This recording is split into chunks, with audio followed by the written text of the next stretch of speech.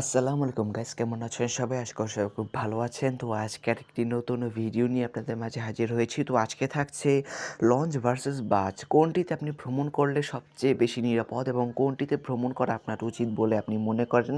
তো সেইগুলোই বিস্তারিত নিয়ে আজকে এই ভিডিওটি সাজিয়েছি। তো চলুন বেশি কথা না বাড়িয়ে মূল ভিডিওতে প্রবেশ করা যাক। কে সেরা, বাস নাকি লঞ্চ? তবে তার আগে ছোট্ট একটি রিকোয়েস্ট, আপনারা যদি আমার চ্যানেলটিতে নতুন হয়ে থাকেন তাহলে অবশ্যই আমার চ্যানেলটি সাবস্ক্রাইব করবেন। তো চলুন বেশি কথা না বাড়িয়ে মূল ভিডিওতে প্রবেশ করা যাক। আমাদের প্রথমেই রয়েছে বাসের ভ্রমণের সবচেয়ে উপকার হচ্ছে বাসটি তাড়াতাড়ি পৌঁছে যায় তার নিজ গন্তব্যের উদ্দেশ্যে। কিন্তু লঞ্চ সেটি পারে না। এই একটি হচ্ছে বাসের সবচেয়ে ভালো দিক। আর কোনো দিক থেকেই বাস তেমন একটি ভালো সার্ভিস দিতে পারে না। যেমন এটির দাম বেশি রাখে, যেমন ভাড়া বেশি, প্রতিজন মিনিমাম ৳৫০০ করে নিয়ে থাকে এবং দুর্ঘটনা কিন্তু প্রতিনিয়তই হচ্ছে বাসে। আপনারা দেখতে পাচ্ছেন, আপনারা হয়তোবা অনেকেই জানেন যে ঢাকা-বরিশাল মহাসড়ক থেকে শুরু করে ঢাকা-বরিশাল সহ বিভিন্ন এলাকায় কিন্তু বাসে কিন্তু বেশ ভালোই দুর্ঘটনা কিন্তু হচ্ছে। এর মধ্য থেকেও কিন্তু যাত্রীরা বাসেই চলাচল করছে। কেউ কিন্তু লঞ্চে কিন্তু যাতায়াত করছে না। এরপর সবচেয়ে যেটি বড় কারণ সেটি হচ্ছে হেনস্থার শিকার। বিভিন্ন কুলিদের শিকার হচ্ছে বাস যাত্রীরা। এতে করে কিন্তু তাদের কিন্তু বেশ ভালোই ক্ষয়ক্ষতি হচ্ছে। আপনারা অবশ্যই বাসে চড়বেন। যখন আপনাদের কোনো ইমার্জেন্সি থাকবে তখন আপনাদের বাসে চড়ার অনুরোধ রইল। কিন্তু যখন আপনারা কোনো ফ্রি মাইন্ডে থাকবেন তখন আপনারা দয়া করে লঞ্চেই ভ্রমণ করবেন। এটাই আমাদের মন্তব্য।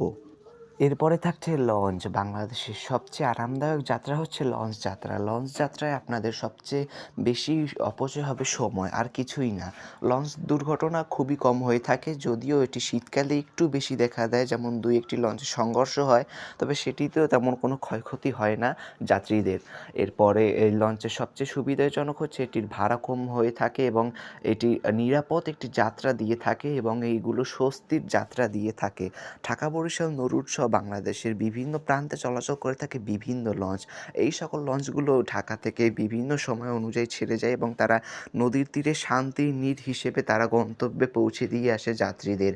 এটিতে একটু সময়ের অপচয় হলো, কিন্তু যাত্রীরা তাদের আরামদায়ক যাত্রাটা কিন্তু উপভোগ করতে পারে, যেটি কিন্তু বাসে কিন্তু করা যায় না। বাসে কিন্তু এক জায়গা থেকে আরেক জায়গায় চলাচল করা খুবই মুশকিল। কিন্তু লঞ্চে কিন্তু এক জায়গা থেকে আরেক জায়গায় খুবই সহজেই ঘুরে বেড়ানো যায়। লঞ্চের বারান্দা থেকে শুরু করে লঞ্চের ডেক, লঞ্চের ছাদ, লঞ্চের মাস্টার ব্রিজ সহ সব জায়গায় ঘোরা যায় লঞ্চের পক্ষ থেকে এবং লঞ্চের ভাড়া হয়ে থাকে খুবই কম এবং লঞ্চের খাবারের মানও কিন্তু খুবই সুস্বাদু হয়ে থাকে এবং মানের কোয়ালিটি কিন্তু বেশ সম্পন্ন সার্ভিস দিয়ে থাকে তারা। এছাড়া লঞ্চ ভ্রমণে যে কী শান্তি, যারা লঞ্চে ভ্রমণ করেছে শুধু তারাই বুঝতে পারবে।